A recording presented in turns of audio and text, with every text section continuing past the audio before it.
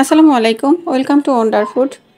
এই কেকের অর্ডার পেয়েছিলাম 2 মাস আগে। সবসময় অভিযোগ করি যে কাস্টমাররা সকাল অর্ডার দিয়ে বিকালে কেক নিতে চায়, কিন্তু এই কাস্টমার 2 মাস আগে অর্ডার দিয়ে রেখেছে। কাস্টমার অর্ডার তো দিয়ে রেখেছে কিন্তু কোনো ডিজাইন সিলেক্ট করে দেয়নি।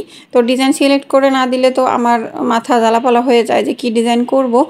তো যখন আমি কাজটা শুরু করলাম তখন আমার মাথায় আইডিয়া আসলো যে এটা আসলে নিবে, অনেকজন মানুষ খাবে, যেখানে প্রোগ্রামটা হবে সেখানে অনেকজন মানুষ থাকবে। তো ভাবলাম যে শিট কেক করে দেই। শিট কেক করা হয় না, এর আগে আমি 5 পাউন্ড 8 পাউন্ড যে কেকগুলো করেছিলাম ওগুলো তো এমনি লম্বাটে টাইপের হয়েছে যে অনেক পাউন্ড, সেই জন্য এইভাবে শিট কেক করা হয় না। এটা ছিল 2 পাউন্ডের একটা কেক।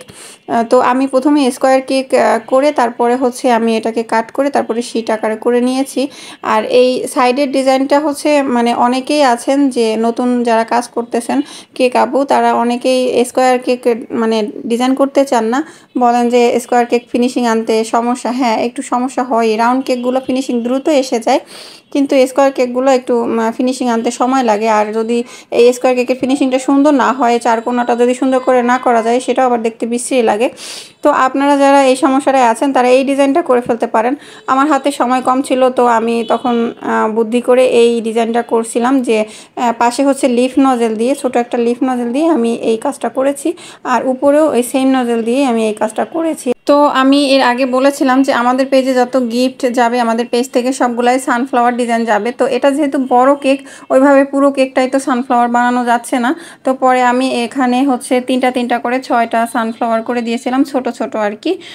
তো আর তেমন কোনো এই বড় কেকগুলাই তো তেমন কোনো ডিজাইনও ভালো লাগে না দেখতে। হয়তো আমি অনেম বা টুডি নজল দিয়ে চারোপাশ করে দিতে পারতাম, ওই যে রোজেট করে দিতে পারতাম, কিন্তু সেটা ওইভাবে রোজেট তো মানে অনেক করা হয়েছে, ওগুলো আর করতে ইচ্ছা করলো না। ভাবলাম যে একটু অন্যরকমভাবে করি, তো এইভাবে সানফ্লাওয়ার করে দিয়েছিলাম। তো দেখলাম যে না, মাশাল্লাহ ডিজাইনটা অনেক সুন্দর হয়েছে। আর এটা মূলত ছিল গিফট আইটেমই, মানে আমার মেয়ে হচ্ছে তার টিচারের জন্য 2 মাস আগে থেকে আমাকে বলতেছে যে আমার টিচারের জন্মদিন হচ্ছে সেপ্টেম্বরে, তখন আমি একটা কেক নিব। আমি আমার ফ্রেন্ডদেরকে বলছি যে আমার টিচারের জন্মদিনে আমি কেক দিব। তো বললাম যে ঠিক আছে, দিবা যখন, ঠিক আছে, সমস্যা নাই, আমি বানিয়ে দিব।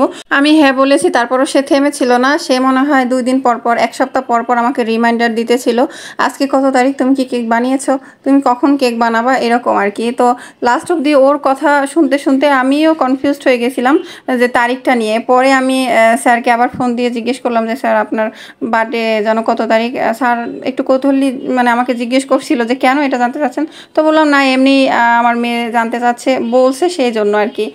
তো যাই হোক, পরে দিয়ে কাজটা কমপ্লিট করলাম, এবং যার জন্য নেওয়া সেও অনেক খুশি হয়েছে এবং ভালো বলছে, সবার নাকি অনেক পছন্দ হয়েছে। স্কুলে আরও অনেক টিচাররাই ছিল ওইখানে, তো সবাই খেয়েছে এবং ভালোই বলছে আলহামদুলিল্লাহ। তো এই হচ্ছে কেকের লাস্ট ফাইনাল লুক। কেমন হয়েছে, আপনাদের কাছে কেমন লাগলো এই ডিজাইনটা, সেটাও জানাবেন। অনেকেই বলছে দেখছি যে গায়ে হলুদের ডিজাইন, এটা গায়ে হলুদের ডিজাইন ছিল না, মানে ইয়েলো ছিল, এজন্য হয়তো অনেকের কাছে মনে হয়েছে যে গায়ে হলুদ। এটা গায়ে হলুদের ডিজাইন ছিল না, তবে চাইলে আপনারা গায়ে হলুদের ডিজাইন হিসেবে ইউজ করতে পারবেন, কারণ এটা ইয়েলো আছে যেহেতু, এই জন্য অনেকেই ভাবছে যে গায়ে হলুদ। তো যাই হোক, এতক্ষণে হয়তো কেক আপু যারা আছেন তাদের মনের মধ্যে অনেক প্রশ্নই জেগেছে।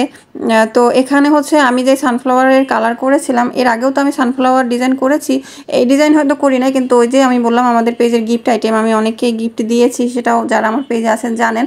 তো তখন আমি বলেছি যে সানফ্লাওয়ার কালার কিভাবে করেছি। সানফ্লাওয়ার কালার ইয়েলো আর 1 ফোঁটা ব্রাউন কালার মিক্স করে আমি এই ফুলের কালারটা করেছি। আর হচ্ছে গ্রিন যে লিফ দিয়েছি, লিফ তো আমি সবসময় গ্রিন এবং ব্লু কালার মিক্স করে করি।